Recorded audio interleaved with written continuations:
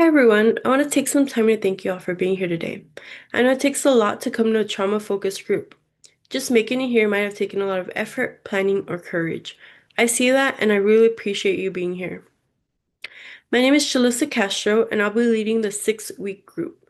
I'm a medical social worker and I've been helping people who have experienced trauma due to sexual abuse for 2 years now, within hospital settings. I've learned that healing happens when we connect with each other and build a community of support. I'm here to guide the group and support you.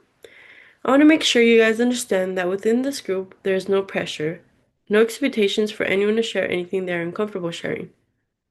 We won't pressure anyone or expect anyone to share too much too soon. You can go at your own pace. This group is a safe, no judgment zone. This group is a safe place for anyone affected by sexual abuse. We're not comparing stories, and once more, you don't have to share anything you do not want to. We'll focus on how sexual abuse trauma affects our minds, feelings, and bodies. More importantly, we'll learn skills to help you feel more stable, grounded, and empowered every day. Throughout our sessions, we will explore coping strategies, mindfulness techniques, and ways to build resilience together. Here's how our group will work. We'll meet once a week for 6 sessions, each lasting approximately 90 minutes. This is a closed group, meaning the same people will be here for all 6 weeks, and no one new will join later. This will help the group grow a stronger bond and trust among each other. This consistency helps us build trust and allows you to open up at your own pace. Over time, as we get to know each other better, it can become easier to share and connect on deeper levels. This stable environment is designed to support everyone's journey through understanding and healing from trauma. Although I'll be guiding our discussion and activities, this group is really about you guys. Feel free to participate in whatever way feels comfortable, whether that's sharing your thoughts, listening quietly, or something in between. There's no pressure to speak, and you can always pass if you prefer. It is important you participate in any way that feels comfortable for you, even if that means not sharing at all, as your presence in the group is already a great contribution and step toward healing. I also want to talk about confidentiality, because it's such an important part of making this group feel safe, as many of us will be sharing its sensitive information. It is expected from all members to keep anything shared within this group confidential, meaning everything that is shared in this room stays here. That means we don't share each other's stories, comments, or even the fact that someone is in the group. Everyone's privacy matters, and it's part of building trust together.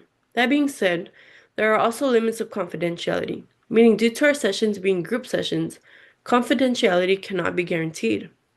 Additionally, there are a couple of legal limits to confidentiality that I need to mention.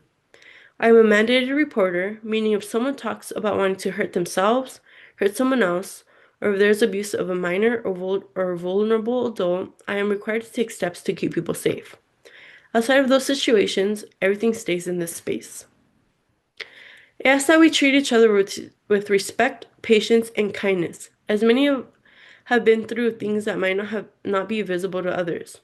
So let's make this a space where everyone can move at the pace they need. I want to take a moment to walk through what we'll cover over these 6 sessions so you know what to expect and can feel a little more comfortable about the upcoming sessions. Today is our first session. We will be focusing on getting to know the group, building safety, and talking about what trauma is and the different ways it can affect people. Within session 2, we'll learn grounding strategies and coping tools you can use when symptoms show up or when you feel overwhelmed. In session 3, we'll look at how trauma affects the body and nervous system. We'll practice techniques that help bring the body back into a calmer, more regulated state. In session 4, we'll talk about how trauma can shape thoughts, beliefs, and self-perception. And we'll explore ways to challenge old beliefs that no longer serve us. In session 5, we'll focus on strengths, your resilience, your support systems, and healthy ways of connecting with others. In our final session, session 6, we'll put everything together. We'll revisit the tools you've learned and help you create a personalized plan for maintaining your progress beyond the group. So before we dive into today's content, I want to invite each of you to share your name and what expectation you have for being here. It does not need to be anything deep. Maybe you want to learn coping skills, feel less alone, understand your reactions better, or just have a safe space once a week. You're completely in control of how much or how little you share. Again, I want to thank you all again for showing up today. When you're ready, we can start with introductions.